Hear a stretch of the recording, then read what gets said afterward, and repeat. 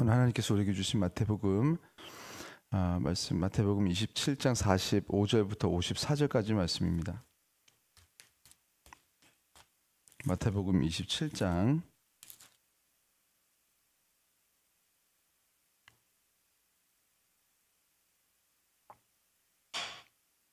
마태복음 27장 45절에서 54절까지 말씀. 시작성경 49페이지입니다. 마태복음 27장 45절부터 54절까지 저랑 한 절씩 우리 교독하시겠습니다. 제6시로부터 온 땅에 어둠이 임하여 제9시까지 계속되더니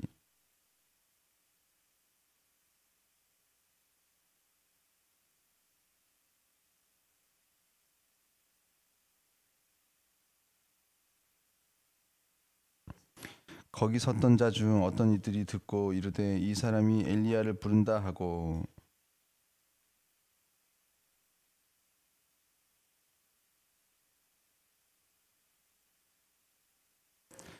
그 남은 사람들이 이르되 가만두라 엘리야가 와서 그를 구원하나 보자 하더라.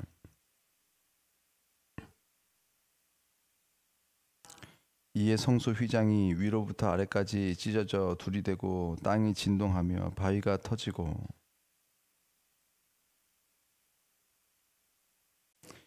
예수의 부활 후에 그들이 무덤에서 나와서 거룩한 성에 들어가 많은 사람에게 보이니라.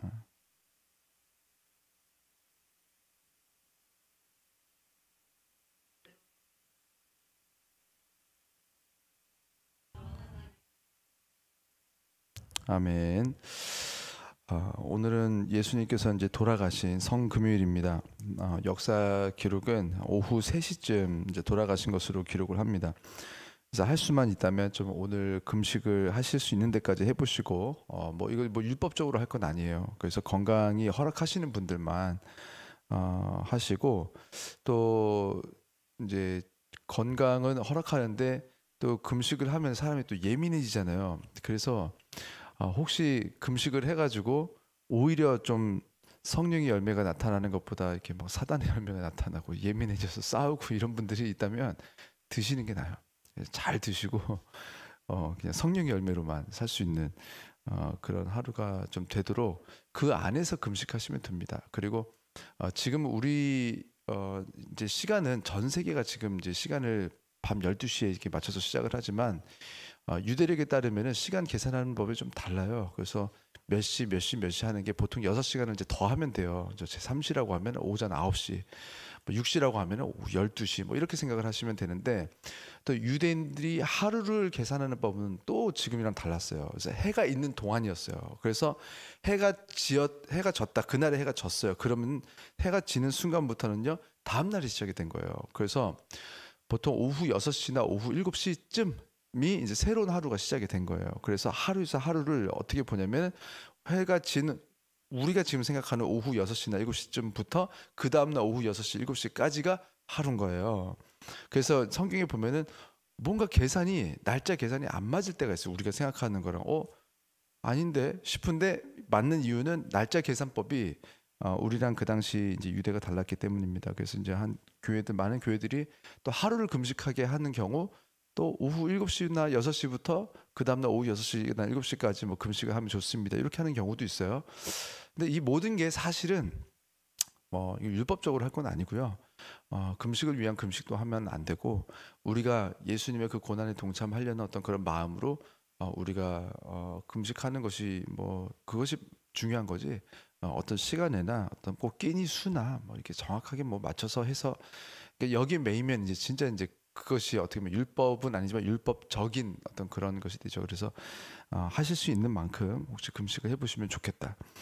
사실 금식을 하시면 좋습니다. 그 좋은 훈련 어떤 그런 영적인 훈련들이 되기 때문에 이 부분은 제가 나중에 뭐 수요 성경 세미나 때 한번 다뤄보면 좋겠다. 금식에 대해서 성경에 말한 것에 대해서 여러 가지 또 측면이 있고 여러 가지 해석이 또 있어요. 제가 그건 나중에 그때 다루기로 하겠고요. 예수님께서는 이미 2000년 전에 사실 돌아가시고 끝나신 것이었다면은 금식만 해야겠지만 사실은 부활하시고 승천하셨죠. 그래서 예수님께서 돌아가신 성금요일만큼은 꼭뭐 돌아가셔서가 아니라 예수님께서 그 고통 당하셨던 그 날에 대한 그 마음에 대한 어떤 동참, 어떤 그런 의미에서 예수님의 어떤 그 힘드셨고 어려우셨던 그 고난을 좀 체험하고 또 예수님의 마음을 좀 묵상해보고 또 어느 때보다 좀 경건하게 보내기 위해서 그런 훈련들을 하긴 하는데, 우리가 마음으로 더 은혜로 성금요일을 잘 보내시는 우리 주의 성도님들이 되시기를 주의 이름으로 축원합니다. 어제 예수님께서 이제 성만찬 하신 것에 대해서 말씀을 전했었는데, 성만찬 하시면서 내가 떡을 주는 그 사람이 곧 나를 팔자라고 하시고 가룟 유다에게 떡을 주셨죠. 그리고 사단이 들어갔다라고 말했습니다.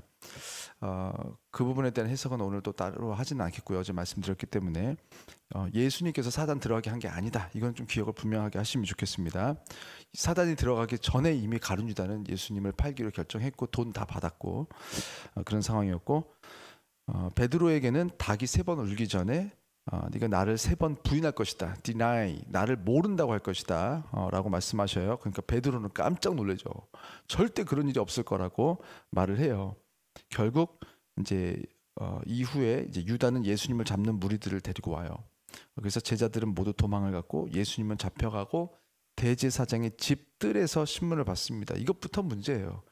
무슨 재판을 네 집에서 뜰에서 합니까? 그러니까 지금 그 당시 이미 식민 생활을 하고 있었기는 했으나 대제사장의 집들에서 이 새벽에 이렇게 그 재판을 받는 것은 이스라엘 안에 있었던 나름대로 식민 통치를 받으면서도 이스라엘이 가지고 있었던 법에도 어긋나고 개별적으로 이렇게 네 집에 가가지고 사람을 죽일지 살지를 재판하는 것을 이렇게 하지 않았었어요. 그런데 이때 이렇게 몰래 예수님을 따르는 사람들이 많았기 때문에 이렇게 몰래 나름대로 재판을 하고 죽이기로 결정을 하는 그런 과정이 어떤 태도에서 이루어졌는지에 대해서 이렇게 네 집들에서 이루어졌다는 것을 보면서 또 한 번 알 수 있습니다. 그래서 69절을 보면 베드로는 예수님이 그래도 걱정이 되는 거예요. 그래서 대제사장의 집들에까지 몰래 따라 들어갔대요. 그런데 거기에서 한 여종이 말했답니다. 너는 예수와 함께 하던 갈릴리 사람이 아니냐? 그랬더니 사람들한테 이제 두려운 거예요, 베드로가. 그래서 70절에 보니까 첫 번째 예수를 모른다고 부인했어요. 근데 또 누가 물어봐요. 그러니까 72절에 보니까 하나가 더해졌어요. 맹세하고 모른다고 부인합니다. 근데 또 누가 물어봐요. 그러니까 74절에 하나가 또 더해졌어요. 저주하며 맹세하여 모른다고 부인합니다. 베드로가 예수님을 그냥 모른다고 3번 부인한 게 아니에요. 모른다고 했다가 그 다음에 맹세, 그 절대 맹세하지 말라고 했거든요. 성경에 자기 목숨을 걸고 그러면서 부인했는데 이미 지금 하나님 앞에서 목숨을 건 거예요. 그러면 이 사람은 지금 이 타이밍에 죽어 마땅한 거예요, 사실은. 또 3번째로 저주까지 했어요. 예수님을 저주하면서 맹세하면 모른다. 그때의 새벽닭이 울었다고 했고 베드로가 밖으로 나가서 심히 통곡했다고 합니다. 우리는요, 우리 신앙을 이렇게 너무 자신하지 않는 게 좋아요. 우리의 어떤 그 마음은 좋아요. 뭐 저는 절대 그렇게 하지 않고 싶습니다. 그런데 나는 그럴 것이다 라고 너무 자신하는 사람들이 무엇을 하게 되냐면은 자칫 정죄를 하기가 쉽습니다. 나는 안 그래. 난 절대 안 그래. 근데 너는 그랬네. 너 이 나쁜 놈아.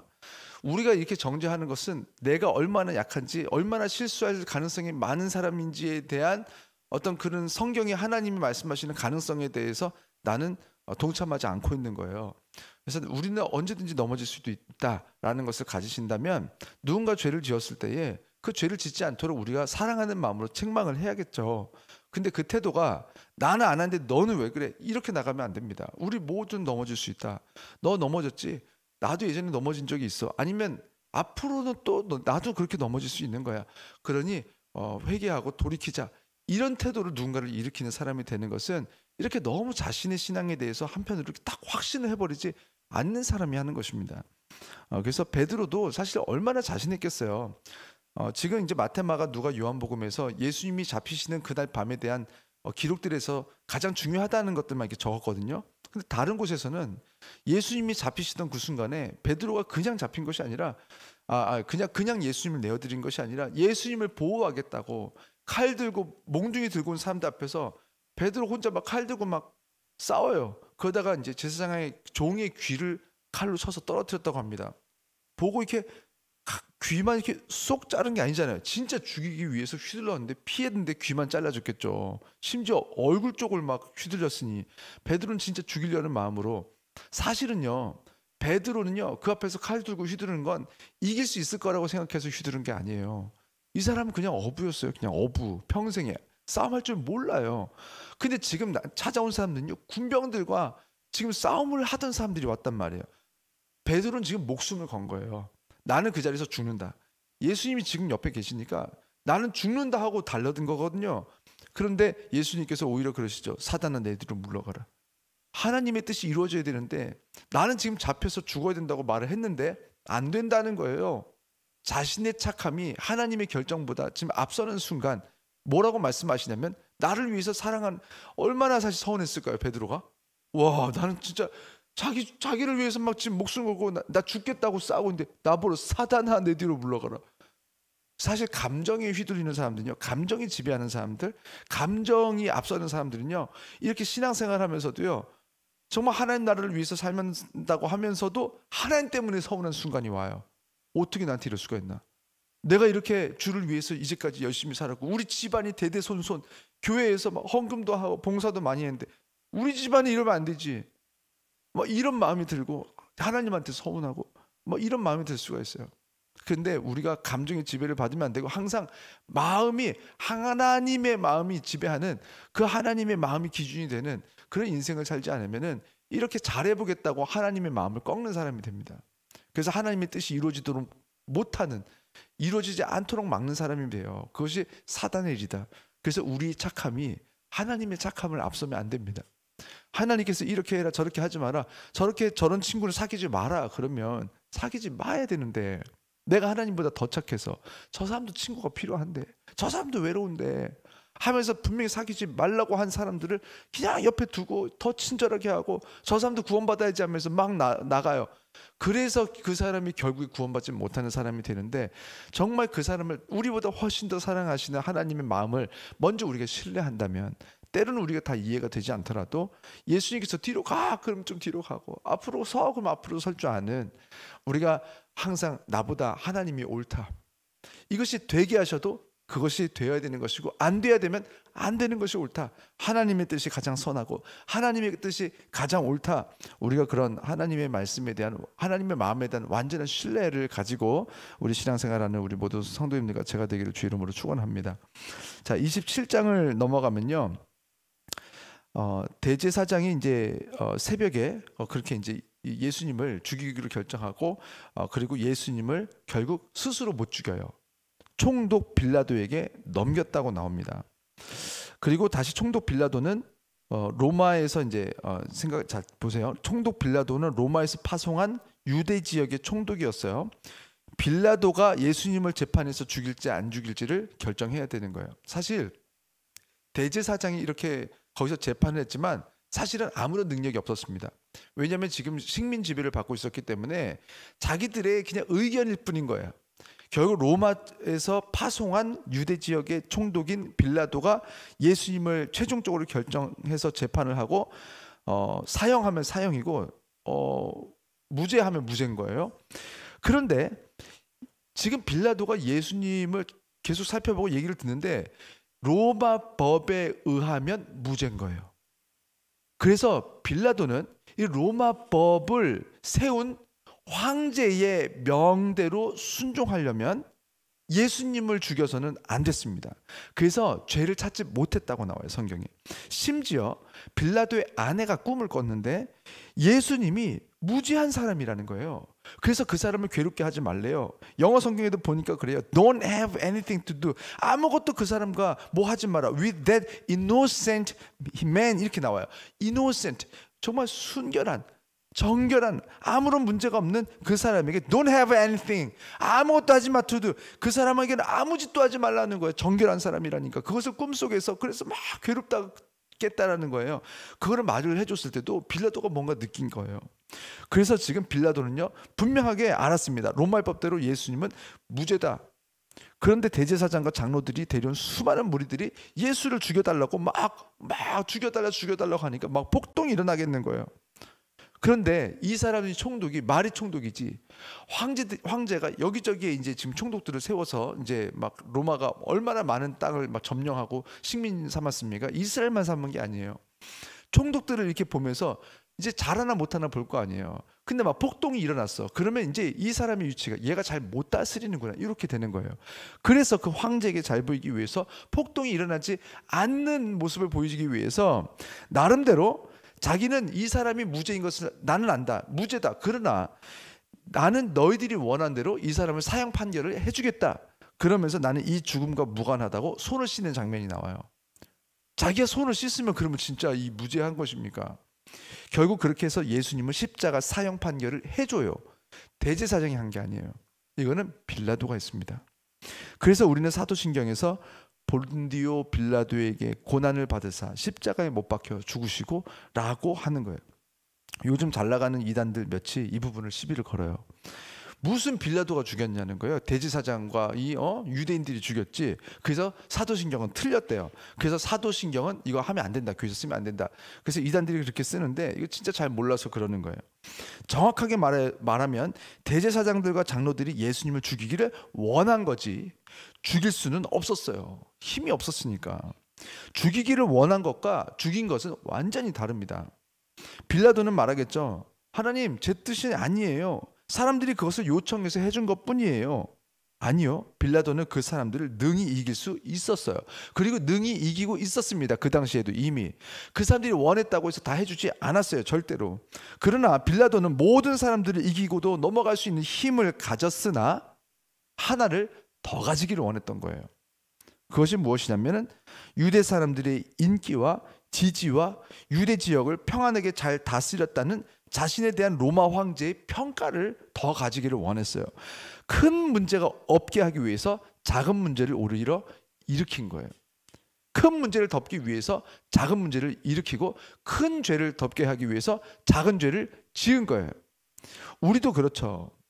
많은 경우 교회도 그렇고 더 큰 문제를, 더 큰 어려움에서 피하기 위해서 오히려 작은 죄를 결정하는 경우가 생각보다 많습니다. 우리 회사가, 우리 사업이, 우리 직장이, 우리 가정이 큰 고난과 문제에서 벗어나기 위해서 작은 죄를 용납하기로 결정하는 경우, 때로는 빌라도처럼 자신이 얻을 큰 유익에 대한, 아니면 어떤 유익에 대한 욕심과 유혹 때문에, 때로는 내 자식이 얻을 큰 유익에 대한 어떤 욕심과 유혹 때문에, 때로는 우리 교회가, 우리 나라가, 내 지인과 내 사랑하는 사람들이 얻을 유익을 위해서, 내가 착해서 모두를 위해서 죄를 짓기로 결정을 합니다. 그리고 말하죠. 하나님, 저를 위한 건 아니에요. 모두를 위한 거예요. 제가 한 게 아니에요. 저 모두가 잘되게 한 거예요. 저를 위한 게 아니에요. 이 교회가 잘되게 하기 위해서 지금 이런 문제가 있어서 약간의 죄를 더해야 지금 뭔가 큰 문제를 넘어가고 고난을 넘어가지 않습니까? 근데 사도신경을 보니까 하나님의 판단은 지금 그래, 모두를 위한 거니까 모두의 죄다라고 안 하시고, 예수님을 십자가에 못 박은 사람, 예수님을 결국에 죽게 한 사람은 대제사장도 아니고 바리새인도 아니고 교회 장로들도 아니고 본디오 빌라도에게 고난을 받으사 십자가에 못 박혀 죽으시고, 빌라도가 예수님을 죽인 거예요. 하나님의 뜻과 다른 것이라면, 분명하게 옳지 않은 것, 그 죄라면 그 누구를 위해서도, 그 무엇을 위해서도, 아무리 사랑하는 사람들을 위해서도 절대로 그 죄를 용납해서는 안 됩니다. 우리는 공공의 선을 위해서 부득이하게 죄를 짓기로 기획하고 계획할지 몰라도, 죄로 시작한 공공의 선은 반드시 하나님의 심판 가운데 놓이게 되고 성전을 무너뜨리시고 심지어 돌 위에 돌이 남지 않는 무서운 재앙을 경험하게 됩니다. 결국 예수님은 오후 3시쯤 오늘 돌아가시면서 이렇게 크게 소리 지르시고 돌아가세요. 마태복음 27장 46절 우리 읽었는데, 우리 다시 한번 한 목소리로 우리 46절 읽겠습니다. 제 9시쯤에 예수께서 크게 소리질러 이르시되 엘리 엘리 라마 사박다니 하시니, 이는 곧 나의 하나님 나의 하나님 어찌하여 나를 버리셨나이까 하는 뜻이라. 이 말씀을 조금 해석을 하시는 목사님들 중에서 조금 저는 도저히 너무너무 아쉬운 그런 해석들을 하시는 분들이 많아요. 예수님을 사랑하고 하나님을 사랑하는 건 알겠는데, 지금 성경에 분명히 하나님 어찌하여 나를 버리셨나이까 라고 쓰여 있거든요. My God, my God, why have you forsaken me? 이렇게 써요. forsaken은요, 버리다, 저버리다, abandon. 그 같은 단어로 abandon이라고 써요. abandon은요, 완전히 유기한 걸 말합니다. 아이들을 유기했다라고 했을 때도 미국에서 법정 용어도 abandon이라고 말합니다. 그런데 지금 엘리엘리 람마 사박단은요, 분명하게 진짜 하나님께서 예수님을 버리셨다라는 것에 대해서 예수님이 왜 나를 버리셨습니까? 라고 물어보는 장면이 맞아요. 그런데 이제 하나님과 예수님에 대해서 좋게 얘기를 하고 싶다 보니까 버린 게 아니고 이런 뜻이야 저런 뜻이야 하면서 여러 가지로 해석을 굳이 이렇게 좀 껴맞추시는 그런 분들이 생각보다 설교가 좀 있어서 마음이 아프다. 이거를 좋은 마음이, 그러니까 베드로 같은 거예요. 좋은 마음이야. 좋은 마음이야. 좋게 해석하고 싶어. 그러나 성경에 그렇게 안 써 있으면 그냥 있는 그대로 해석을 해야 되는데 그렇게 해석하지 않으시고 싶어서 그렇게 좋게 해석을 해버려서 진짜 성경의 진의가 좀 곡해가 되는 경우들을 생각보다 많이 봅니다. 예수님은요, 죄인들이 겪었어야 했던, 죄인들이 당했어야 했던 심판을 당했어야 했기 때문에 그 심판을 받으신 거예요. 그렇다면 정말 하나님께서 구원을 주시지 않은 그 죄인들이 겪었어야 했던 것을 예수님이 다 당하셨어야 됐습니다. 그것이 육체적인 심판, 정신적인 심판, 그리고 마지막으로 영적인 심판 다 당했어야 됐어요. 그게 첫 번째로 육체적인 심판, 십자가에서 이 당하셨던 이 고통을요, 예수님 그대로 다 당하셨습니다. 한간에 예수님은 신이니까 저게 아프나 못을 딱 박아도 아유 잘 박는구나 뭐 이렇게 하는 것이 아니라 진짜 아픈 거예요. 너무너무 고통스러운 거예요. 그래서 겟세마네 동산에서 40일 동안 정말 땀방울이 핏방울이 되도록 기도하신 건요, 진짜 무서웠던 거예요.